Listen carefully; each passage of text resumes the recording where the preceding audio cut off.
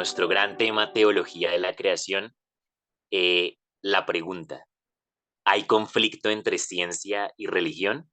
¿Qué creen ustedes? ¿Qué piensan alrededor de esa pregunta?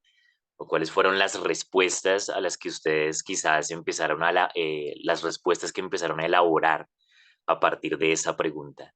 ¿Habrá conflicto entre ciencia y religión? Esa es una pregunta muy de documental, ¿no? Hay conflicto entre ciencia y religión, así como de Discovery Channel, History Channel o cosas así. Y a partir de esta pregunta es que se desarrolla pues todo lo que vamos a abordar en el día de hoy. La teología dispone de datos muy imprecisos de la revelación.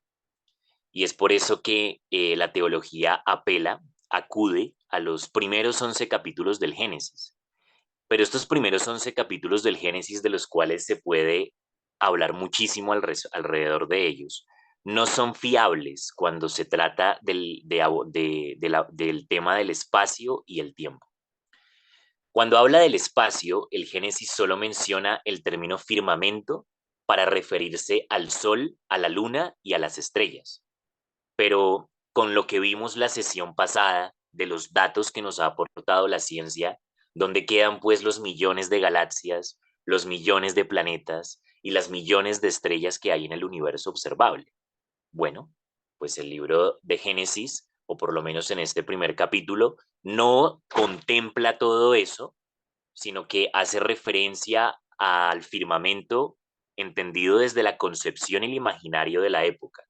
Lo que ellos entendían por firmamento era lo que era aludiendo al sol, la luna y las estrellas, lo que ellos podían contemplar o conocer a partir de los instrumentos de ese entonces. Pero no solamente vemos ese vacío cuando se trata del espacio, sino también cuando abordamos el tiempo.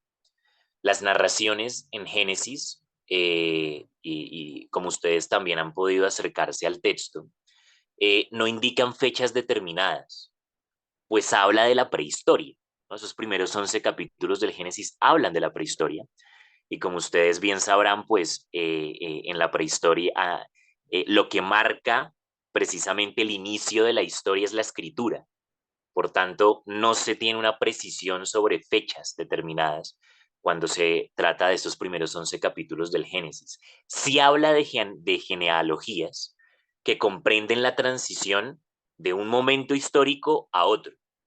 Por ejemplo, los descendientes de Set a Noé y de Noé a Abraham. Pero tampoco hay claridad o hay precisión sobre cuánto tiempo pasa de una generación a otra.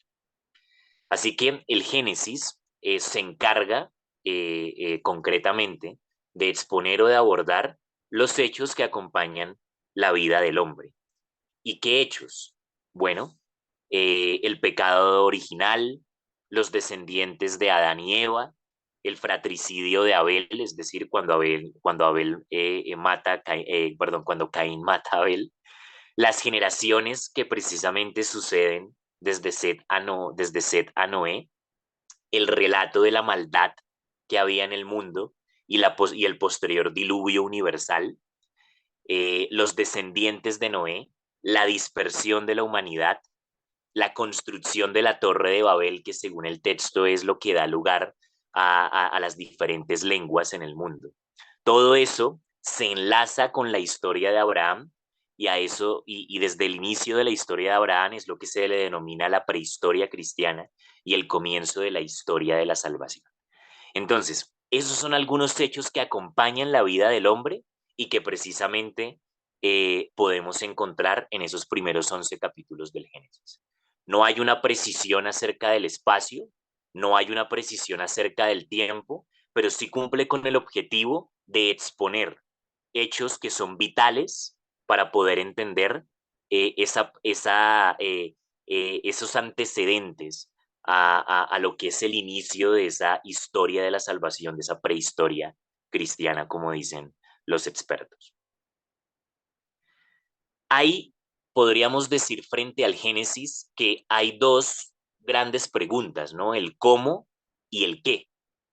Y hay que decir frente al Génesis, o por lo menos frente a esos primeros 11 capítulos, que el Génesis o la narración bíblica en este caso no es una crónica, no es un reportaje, no es una bitácora que dice lo que pasó, lo que sucedió paso a paso. No es un reportaje de cómo sucedieron los hechos. De modo que la intención del Génesis, el objetivo del Génesis, no es responder el cómo. Frente al qué, la Biblia como libro religioso responde al qué. ¿Cuál es el qué? El hecho de que el mundo tiene su origen en el acto inicial de la creación. Pero esta explicación no es una explicación científica.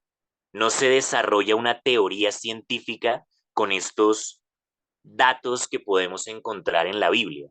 Es una explicación meramente teológica.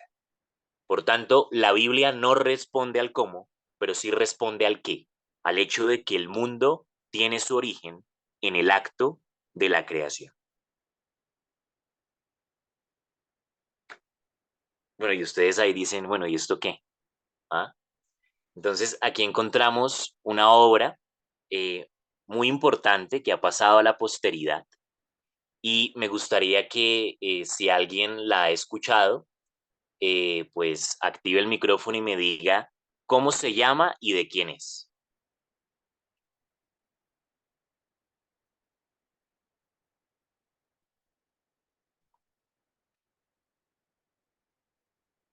El grito de Van Gogh. Ok, acertaste en el nombre de la obra, no en el nombre del autor, pero vale, gracias, Mercedes. ¿Alguien sabe el nombre del autor? Efectivamente se llama El Grito, pero no podría parecer que es una obra de Van Gogh porque es del expresionismo y si ustedes se dan cuenta tiene unos trazos muy parecidos a los de Van Gogh, que por cierto yo tengo aquí la camiseta, un buzo de Van Gogh, hablando de Van Gogh, pero no es Van Gogh. Es Munch. Exactamente, Munch. Esta obra fue terminada alrededor de 1893, a finales del siglo XIX, y eh, tiene una intención. Ahora, aquí va una segunda pregunta. ¿Qué les transmite esta obra? ¿Qué les transmite cuando ustedes la pueden apreciar, cuando la pueden ver?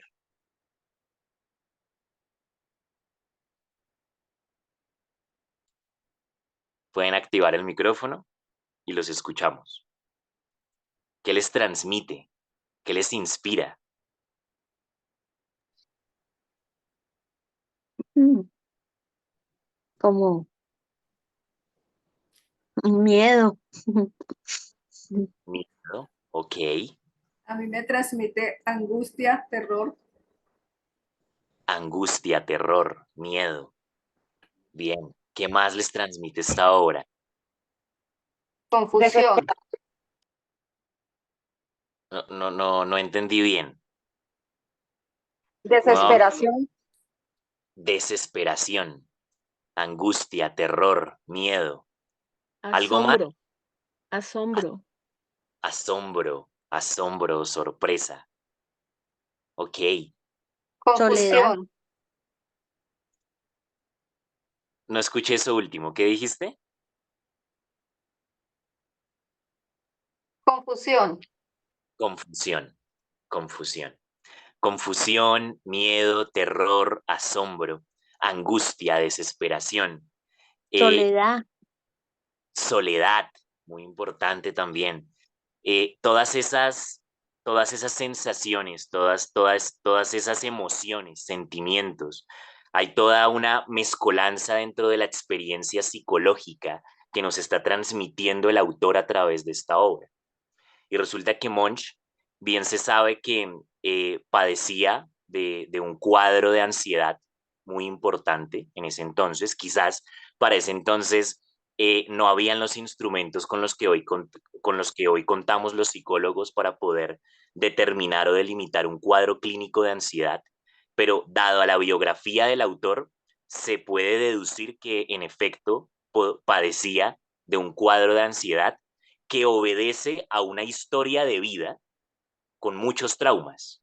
o con varios traumas, mejor dicho, que generan en el autor el que exprese esta obra.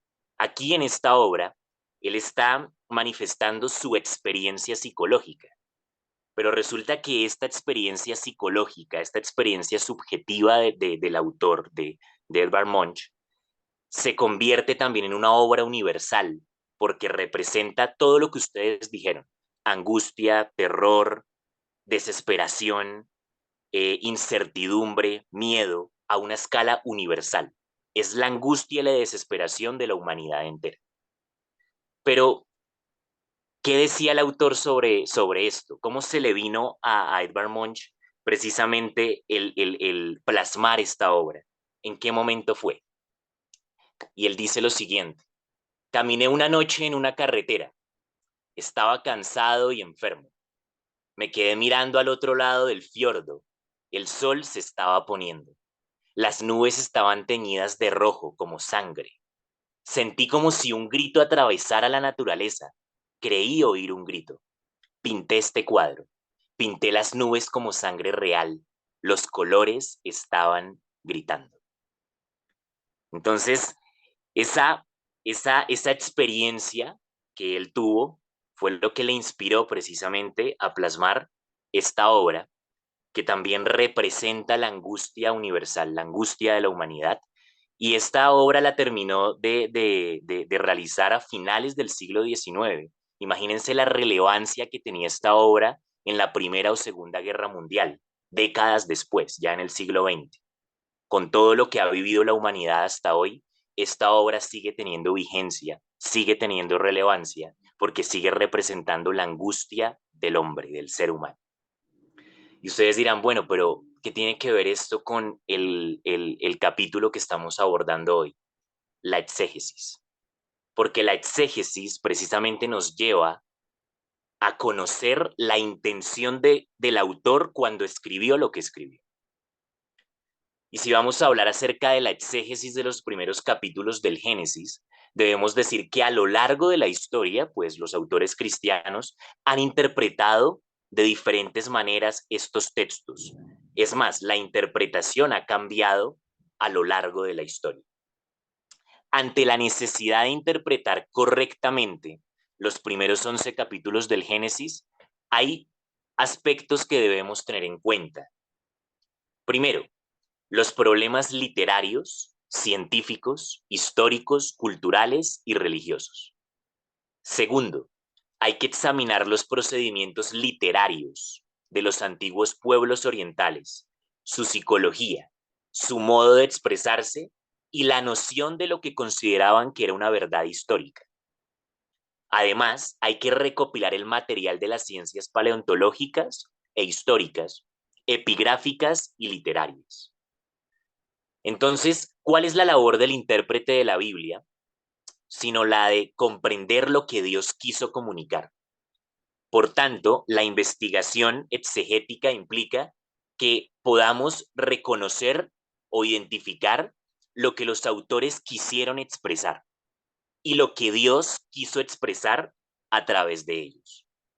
Y para eso es muy importante atender a los géneros literarios. Y si ustedes se han podido dar cuenta en medio de sus lecturas cotidianas de la Biblia es rica en géneros y estilos literarios. Es por eso que hice el ejercicio de la pintura de Munch, porque es importante entender la pintura a partir de la intención que tenía el autor, ¿no? Al transmitirla, al plasmarla, y que luego se convierte en una representación universal, ¿no? De una experiencia humana, como lo es la angustia y la desesperación ante el dolor, el sufrimiento, la miseria, etc. Entonces, estos son todos los aspectos que hay que tener en cuenta cuando se hace exégesis y pues claramente cuando se trata de la exégesis de los primeros capítulos del Génesis, que es un tema que obviamente pues ha sido importante abordar precisamente a lo largo de la historia del cristianismo. Muy bien. volviendo al tema de la ciencia, el catecismo de la Iglesia Católica, destaca la labor de la ciencia para conocer el cosmos, pero apela a la metafísica para poder comprenderlo. Entonces recordemos que la metafísica es lo que va más allá de la materia, ¿no? Entonces, ¿qué es lo que dice el catecismo de la Iglesia Católica? Se resalta la labor del científico, porque la ciencia nos permite conocer más de la realidad, nos permite conocer mucho más del cosmos, pero hay ciertas preguntas que la ciencia no puede abordar y es algo que ustedes y yo hemos aprendido en las sesiones anteriores. Hay ciertos límites, ¿no? Y esos límites nos permiten también entender de que la ciencia no puede tocar lo que le corresponde a la filosofía y tampoco puede, y muchísimo menos tocar lo que le corresponde a la teología. De allí que el catecismo sí destaca la labor de la ciencia, pero apela a la metafísica cuando se trata de responder preguntas mucho más profundas. ¿Qué preguntas? ¿Por qué existe el mal? ¿De dónde viene? ¿Quién es el responsable de él? Cuando nos preguntamos acerca del origen, ya eso implica necesariamente, ya eso es una pregunta metafísica, es algo que ya la ciencia no puede responder. Entonces, el catecismo hace o por lo menos resalta esta apreciación. También se destaca lo siguiente, y es algo que el catecismo también hace mención de eso, y es la búsqueda inherente del hombre por explicar sus orígenes. Bien sabemos que el hombre a lo largo de la historia ha tratado precisamente de entender y de comprender el por qué está aquí. Es más, todos nosotros como seres humanos nos preguntamos, bueno, ¿por qué estamos aquí? Ya que estamos aquí, ¿qué nos trajo aquí? ¿No? Y diferentes posturas filosóficas se han desarrollado a lo largo de la historia para tratar de comprender esto, para tratar de comprender nuestros orígenes, ya que el origen siempre ha sido un misterio para la humanidad. Y diferentes explicaciones y teorías se han desarrollado alrededor de eso, como el panteísmo, el maniqueísmo, el gnosticismo, el deísmo y el materialismo. Y encontramos precisamente eso que el autor nos dice o nos menciona allí en el texto. Y esas diferentes posturas, esas diferentes perspectivas, esas diferentes visiones, lo que nos permiten concluir es la búsqueda inherente del hombre precisamente por conocer y comprender su origen. Ahora, cuando el catecismo habla del Génesis, afirma que en el Génesis hay verdades contenidas. ¿Cuáles son esas verdades que el Génesis aborda? La creación, la caída y la promesa de la salvación. Podríamos entonces sintetizar que las verdades contenidas en el Génesis y que de eso hace mención el catecismo son esas tres: la creación, la caída y la promesa de la salvación. Así que el científico debe estar atento a los datos que le dan las ciencias experimentales, pero debe evitar el riesgo de interpretarlas a la luz de una ideología, ¿no? Entonces, claramente, pues la ciencia nos permite conocer mucho más acerca de la realidad cósmica, pero cuando se va hacia el paso de la interpretación, pues se cae en el riesgo de que dicha interpretación esté sesgada por los pensamientos o conceptos preconcebidos e ideológicos del científico que investiga. Hay algo en ciencia que se llama el efecto halo dentro de la investigación científica. Y esto quiere decir que es un sesgo de expectativas, ¿no?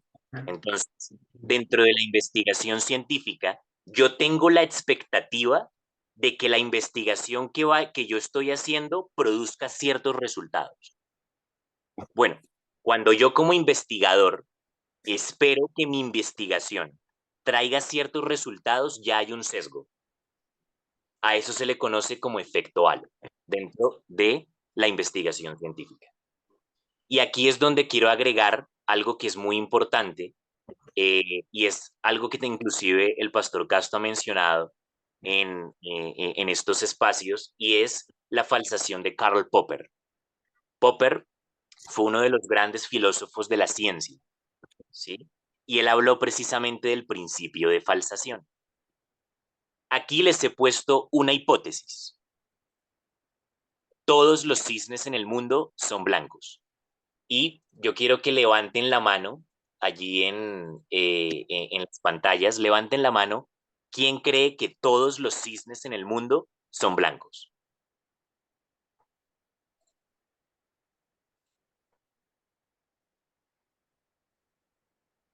No, no veo, no veo manos levantadas. Bueno, sí, ahí creo que vi una mano levantada. ¿Quién cree que todos los cisnes en el mundo son blancos? Ok. Bien, esa es la hipótesis que vamos a manejar, esa es la hipótesis que les estoy proponiendo. Todos los cisnes en el mundo son blancos. Ahora, levante la mano. ¿Quién cree que hay cisnes que son de otro color?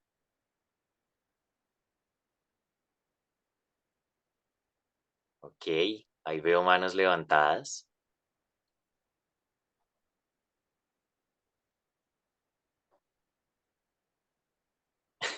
Algunos están ahí como tentativamente levantando la mano. Ok, ok. Muy bien. Listo. Entonces, la hipótesis, y es muy importante entender esto, la hipótesis es una posible respuesta a una pregunta de investigación. Es decir, una hipótesis no es una teoría científica. La hipótesis es un paso anterior a la constitución de una teoría científica. La hipótesis es apenas una posible o probable respuesta ante una pregunta, ¿no? Entonces, si yo tengo la hipótesis de que todos los cisnes en el mundo son blancos, el principio de falsación no va a buscar que se corrobore o se confirme esa hipótesis. Lo que va a buscar el principio de falsación es encontrar no un cisne blanco, sino encontrar un cisne de otro color. En otras palabras, encontrar la hipótesis contraria, no que todos los cisnes son blancos, sino que hay cisnes de otros colores. Vamos a hacer este mismo ejercicio con otra afirmación. Todos los hombres son iguales, ¿no? Ahí hay varias, bueno, hay algunas mujeres que piensan de esa manera, ¿no? Vamos a ver ustedes qué piensan. Levante la mano quien piensa que todos los hombres son iguales.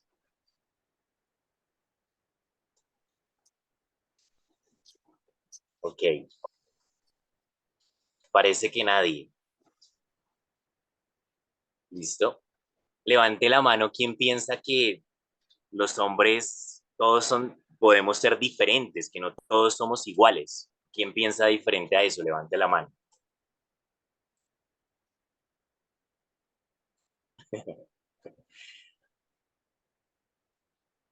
Bueno, muy bien.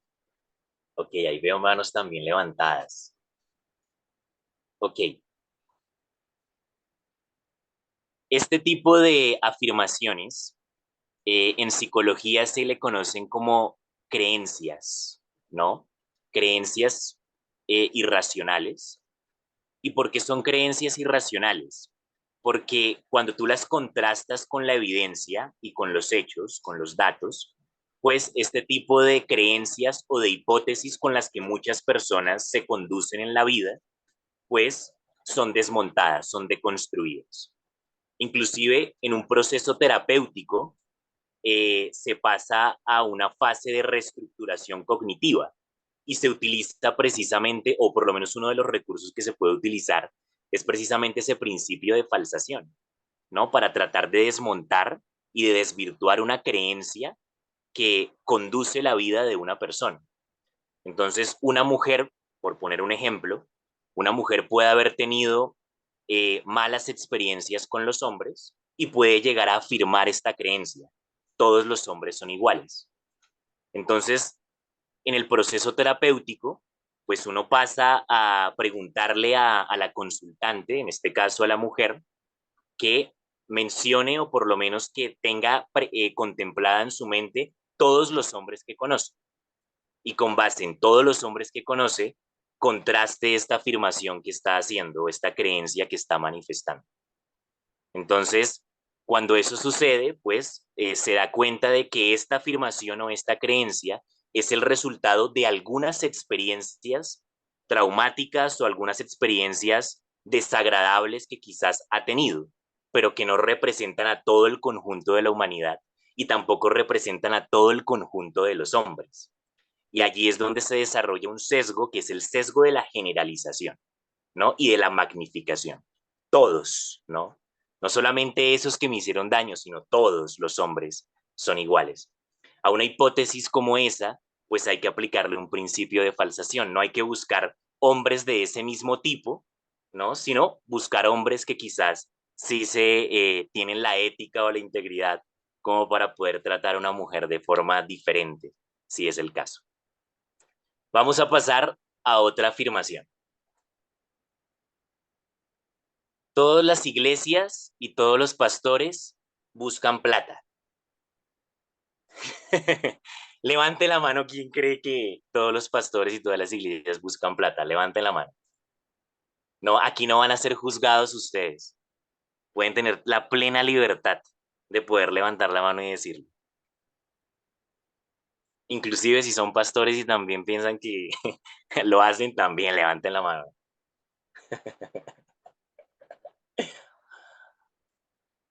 No hay manos levantadas. No, ¿cómo así? Todavía hay posibilidad. Eso es un espacio donde se garantiza la libertad de expresión.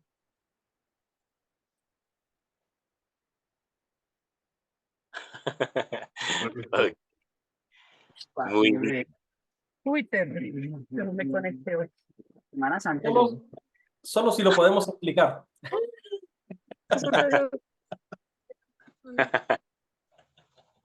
Ok, ok. Bueno, no voy a embalar a los pastores que están aquí en clase, ¿no? Estamos previos a Semana Santa y... ¿Ah? No, por favor.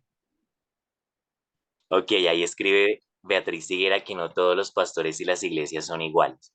Muy bien. Entonces, podríamos levante la mano quien piensa que esta afirmación no es verdadera, no representa a a la generalidad de las iglesias y del pastorado. Para Candelaria, ¿no? Sierra Morena. Sierra Morena. Uy, muchas manos levantadas. ¿Será que están buscando complacer a alguien por ahí? Ok, bien. Entonces, si yo tengo la hipótesis de que todas las iglesias y todos los pastores buscan plata y puede parecer un poco, puede ser un poco jocoso lo que estoy afirmando. Uy, disculpen, creo que hay una interferencia con alguien. Ya la Ok. quité, tranquilo. Ah, listo, vale. Entonces, puede parecer un poco jocoso esta afirmación, pero es la afirmación que muchas personas de por sí tienen. Y lo que, y es esa justificación que inclusive exponen para no ir a una iglesia, por poner un ejemplo, y no son pocos, son muchos realmente. Entonces, el principio de falsación dirá que no hay que buscar iglesias y pastores que les interese solo el dinero, sino que hay que buscar iglesias y pastores que realmente les interese el bienestar de las personas, el que las personas lleguen a los pies de Cristo, el que puedan cultivar su relación con Dios, etcétera, etcétera, etcétera. Eso nos dirá el principio de falsación. Ahora, ¿por qué todo esto que les he mencionado? Porque dentro de la investigación científica, claro, yo puedo a partir de una pregunta de investigación desarrollar todo un proceso investigativo, pero esos resultados de ese proceso de investigación podrían ser interpretados por los sesgos o por los conceptos preconcebidos del investigador científico. Eso es lo que hay que procurar en la medida de lo posible que no suceda. Debe haber una neutralidad, una imparcialidad cuando se trata de la investigación científica. Inclusive, si ustedes se pueden acercar a un artículo científico, leer un artículo científico o una revisión sistemática, en la última parte dice, no hay conflicto de intereses al realizar esta investigación.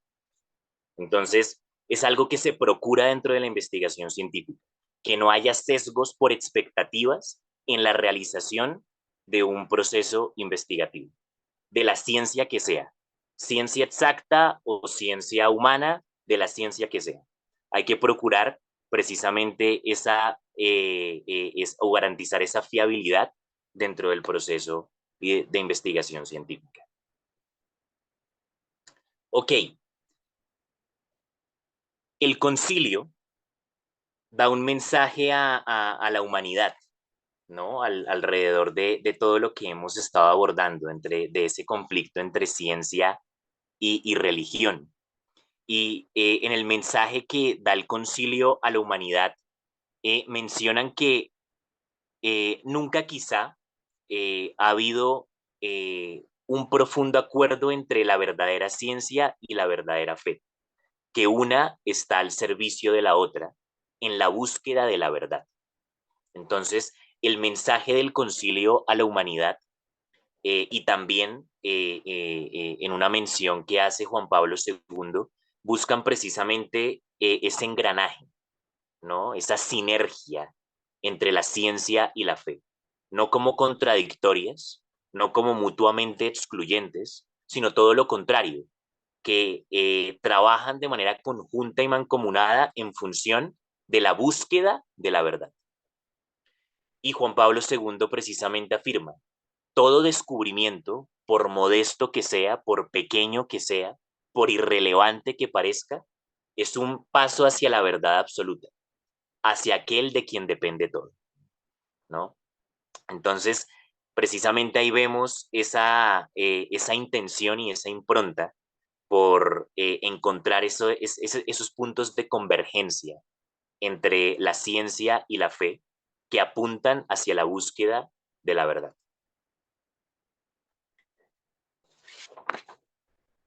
Como conclusiones a este pequeño apartado, podemos decir lo siguiente. El teólogo debe estar atento a los datos científicos, pero siempre debe estar anclado a los datos bíblicos.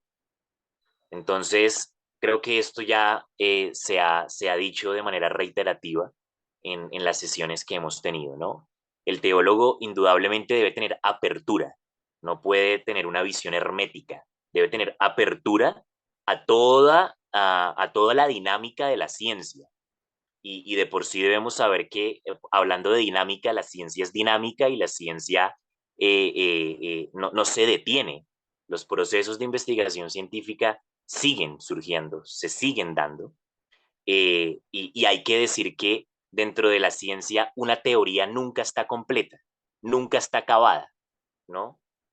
Nunca se agota, siempre hay más por avanzar, hay más por reestructurar de una teoría científica, ¿no? Y hablando de filósofos de la ciencia como Karl Popper, también está Thomas Kuhn, que habla de la estructura de las revoluciones científicas, ¿no?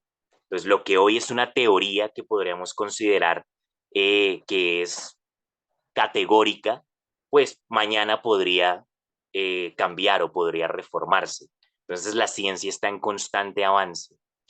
Por lo tanto, el teólogo debe tener la apertura y debe estar atento a todos los datos que la ciencia le proporciona, pero no puede sustituirla por la fe. Debe estar siempre anclado a los datos bíblicos. Esa es una primera conclusión que es muy importante tenerla presente. Y segundo, que cuando se aborda el problema de la creación, se debe abordar sin prejuicios asumidos, sin conceptos preconcebidos, respetando los límites de cada saber, ¿sí? Respetando los límites epistemológicos de la ciencia y de la teología. Y eso también nos permite llegar a una comprensión diversa, ¿no? Estamos abordando la verdad de la creación desde diferentes ópticas. Por lo tanto, es una comprensión diversa, pero no contradictoria, de un hecho, en la creación, que se aborda desde líneas distintas, desde la Biblia y desde la ciencia. Entonces, esas son las dos grandes conclusiones a las que podemos llegar a partir de este pequeño apartado sobre si existe conflicto entre ciencia y religión. Asimismo, ustedes pueden llegar a sus respuestas y sus conclusiones a partir de esa gran pregunta. Muchas gracias.